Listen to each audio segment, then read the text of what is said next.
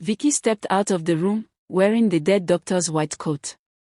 The hallway was completely dark because the power was still out. "Let me see if I can run away under this darkness before light returns," she said to herself. She was terrified and focused only on escape. "I must get out of this hotel now," she told herself.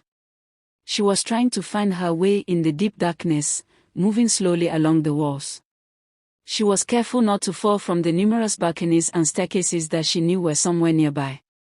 She could not use the elevator, and the dark stairs were too dangerous to rush down. "These dangerous people must not meet me here," she said. She moved carefully, feeling her way along the cold, smooth wall. The smell of the dead doctor's blood on the coat made her feel sick, but she kept going. She knew she had to get outside to have any chance of running away. She found a dark corner in a remote part of the hallway, near a large window. She decided to stay there for a short while, hoping her disguise would work if anyone walked past. She needed a moment to catch her breath and plan her next move. "They will catch me if I make any wrong moves. I have to be extremely careful," she said. Not long after she hid, a loud clank was heard outside, and then the lights came on instantly. The power had been restored. The hotel hallway was now brightly lit. Vicky was instantly fully exposed. She quickly pulled the doctor's coat tight around her body, trying to look like she belonged there. Anybody passing where she was could easily see her hiding in the corner. Her heart hammered against her chest. "Oh God, what do I do now?" she panicked. Meanwhile, the two doctors who had gone downstairs to hurry the generator returned to the room. They walked in, expecting to find their colleague waiting for them, ready to start the surgery. But they were shocked. They saw their colleague lying on the floor in a pool of blood. He was dead.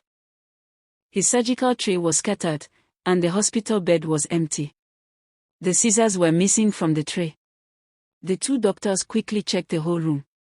They looked under the bed and in the bathroom, but they failed to find Vicky. They saw blood on the floor. They immediately knew what had happened.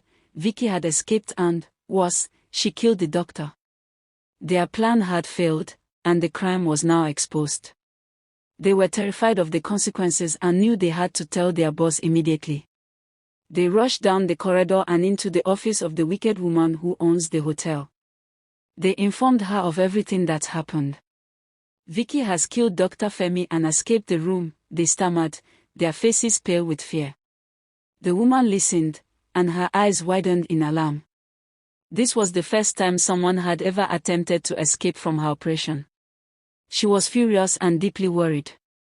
The woman knew that if Vicky successfully ran away, she would expose her entire illegal business.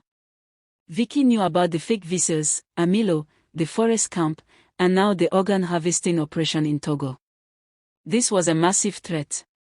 The woman grabbed her phone and shouted orders to her head of security. "Lock down the hotel now. Nobody leaves or enters. Lock the gates.